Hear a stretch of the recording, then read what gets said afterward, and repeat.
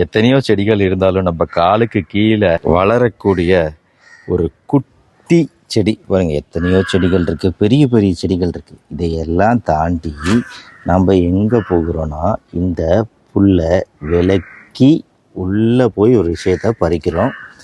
நம்ம பறித்து எடுக்கக்கூடிய இந்த தாவரம் கீழே பாருங்க, தாவரத்துக்கு கீழே பாருங்க. இப்போ உங்களால தெளிவா பார்க்க முடியுதுன்னு நினைக்கிறேன். சின்ன சின்ன நெல்லிக்காய்களை போன்ற அமைப்பை கொண்ட இந்த கீழா நெல்லி பத்தி தாங்க நம்ம பார்க்க போறோம். இந்த மஞ்சள் நிற கண்களையும் அடர் மஞ்சள் நிற சிறுநீரையும் பார்த்த உடனே நம்ம மனசுக்கு தோணக்கூடிய முதல் வியாதி நம்ம கல்லீரல் பிரச்சனையால வரக்கூடிய மஞ்சள் காமாலை நோய்தான். நம்ம கல்லீரலின் காவலன் அப்படின்னு பெருமையாக அழைக்கப்படக்கூடிய ஒரு மூலிகை தாவரம் அப்படின்னா அது இந்த கீழா நெல்லி தான். நீங்க படத்துல பாக்குற மாதிரி அந்த சின்ன சின்ன நெல்லிக்காய் போன்ற அமைப்பு இந்த சிறிய செடியில இலைக்கு அடியில இருக்கும். இலைக்கு அடியில இருக்கிறதுனால இது கீழா நெல்லி. இலைக்கு மேல இருந்தா மேலா நெல்லி. அப்படி ஒரு செடியும் இருக்கு. ஃபைலந்தஸ் நிரூரி அப்படின்னு அழைக்கப்படக்கூடியது இந்த கீழா நெல்லி. இந்த கீழா நெல்லியோட மருத்துவ பயன்கள் குறித்த ஆராய்ச்சி மெயினா கல்லீரலோட சிறுநீரகத்துல அதிகமா செய்யப்பட்டிருக்குங்க. குறிப்பா இந்த சிறுநீரகத்துல கற்கள், பலவிதமான சைஸ்ல சிறுநீரக கற்கள் இருக்கும்.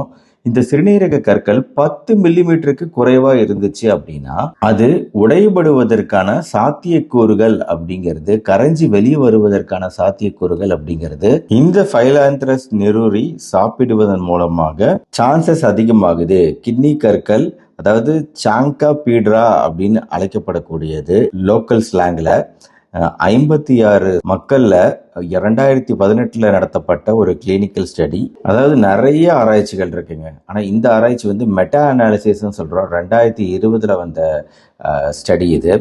மெயினா நம்ம கல்லீரலை விட இந்த கீழா நெல்லியை கிட்னி கற்கள் கரைக்கிறதுக்கு தாங்க மெயினாக நிறைய ஆராய்ச்சிகள் செய்யப்பட்டிருக்கு. ஸ்டோன் பிரேக்கர் அப்படின்னு பேர், கற்களை உடைப்பவர். இந்த கற்களை உடைக்கக்கூடிய தன்மை இந்த கீழா நெல்லிக்கு உண்டு அப்படிங்கிறது பல பெரிய ஆராய்ச்சிகளை சேர்த்து அந்த சம்மரியை மட்டும் எடுக்கக்கூடிய ஸ்டடியில நம்மளுக்கு கிடைச்சிருக்கக்கூடிய ரிசல்ட். ஆனா சிறுநீரக கல்லோட சைஸ் 10 மில்லிமீட்டருக்கு குறைவா இருந்தால் நல்ல எஃபெக்ட் இருக்கு. இதுக்கு மெயினான காரணம் என்ன தெரியுமா?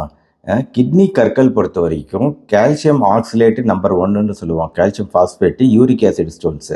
இதுல இந்த கீழா நெல்லி பொறுத்த வரைக்கும் ஆக்சிலேட்டு, யூரிக் ஆசிட் அளவுகளை ரத்தத்துல குறைக்குதுங்க. ஸோ அந்த பண்புனால தான் இந்த மாதிரி கற்கள் உருவாகாம, இல்ல கற்கள் உருவானா அதோட அளவுகளை குறைக்கக்கூடிய தன்மை பெற்றதா இருக்கு இந்த கீழா நெல்லி. ஆக இதே முறையில தான் நம்ம கல்லீரலுக்கு கீழே இருக்கக்கூடிய இந்த பித்தப்பை, கிளால் பிளாடர், இந்த பித்தப்பை தான் பெருசு படி காமிச்சிருக்கோம். இந்த பித்தப்பையிலையும் கற்கள் உருவாகக்கூடிய சான்சஸ் இருக்கு இல்லையா? இந்த பித்தப்பை கற்களுக்குமே இது பயன்படுத்தப்படுது கீழா நெல்லி. ஆனா எவிடன்ஸ் பொறுத்த வரைக்கும் சிறுநீரக கற்களுக்கு ஓரளவு மாடரேட் எவிடன்ஸ் இருக்குது, கண்டிப்பா அதாவது சைஸை குறைக்குதுன்னு. ஆனா பித்தப்பை கல் பொறுத்த வரைக்கும் அந்த அளவுக்கு எவிடன்ஸ் இல்லை, எவிடன்ஸ் குறைவா தான் இருக்கு. இருந்தாலும் பயன்படுத்தலாம். அடுத்த மருத்துவ நன்மை கவுட்டுங்க. அதாவது கால் பாதத்துல ஏற்படக்கூடிய வீக்கம்.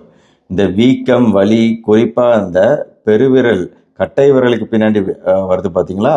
இந்த வீக்கத்துக்கு மெயினான காரணம் நீங்க இங்க பார்க்கக்கூடிய பிரச்சனை தான். பெத்தாலஜி இங்க இருக்கு. அதாவது நம்ம எலும்புகளுக்கு இடையே சில மஞ்சள் கலர்ல சில கிறிஸ்டல்கள், கற்கள் போய் உட்கார்ந்துக்கிட்டு இருக்கு.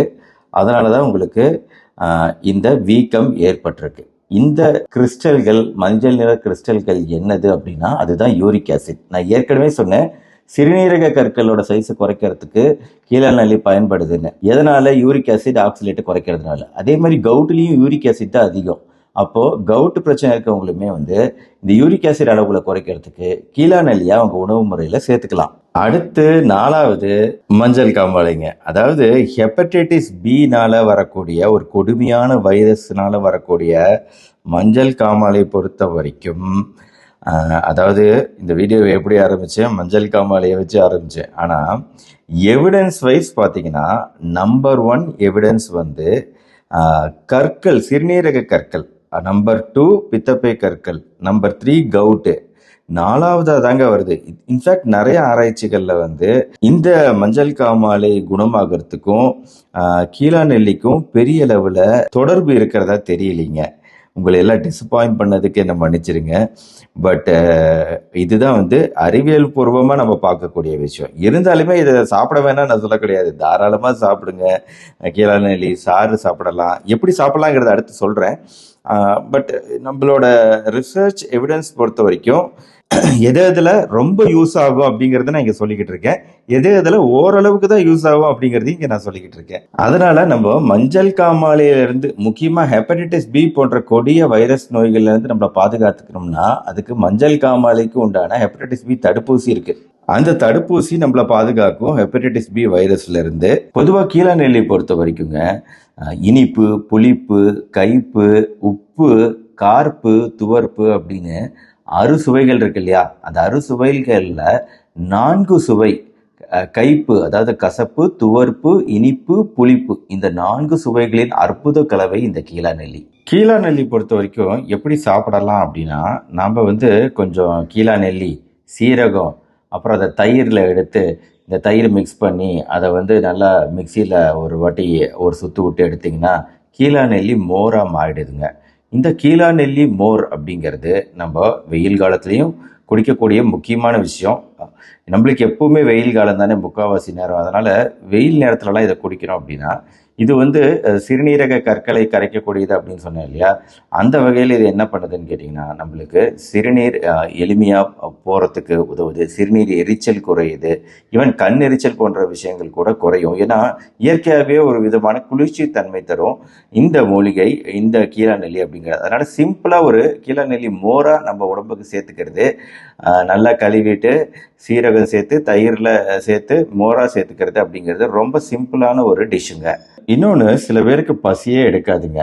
அன்ன வெறுப்பு அப்படின்னு சொல்லலாம். இந்த அன்ன வெறுப்பு, பசி எடுக்காத தன்மைக்கு இதே கீழாநெல்லியை வச்சு கீழாநெல்லி, கடுக்காய், மிளகு இதையும் சேர்த்து, அதாவது முன்னாடி சீரகம் சேர்த்தோம், அதுக்கு பதிலாக கீழாநெல்லியில் கடுக்காயும் மிளகும் சேர்த்து மோர் மாதிரி செஞ்சு பருகணும் அப்படின்னா நம்மளுக்கு மீண்டும் பசி எடுக்கும். இன்னொரு மெத்தட் வந்து இந்த கீரையை வந்து கீழாநெல்லியை வந்து கலவை கீரையாக பயன்படுத்தலாம். அதாவது மருத்துவ குணம் மிக்க பல கீரைகளை ஒன்றாக சேர்த்து நம்ம ஒரு பொரியல் மாதிரி செய்கிறது. அதாவது கரிசாலை, கீழாநெல்லி, பொன்னாங்கண்ணி, மூக்கரட்டை, இந்த கீரைகளில் மிளகு, சின்ன வெங்காயம் சேர்த்து செய்யப்படும் கீரை கலவை கீரை.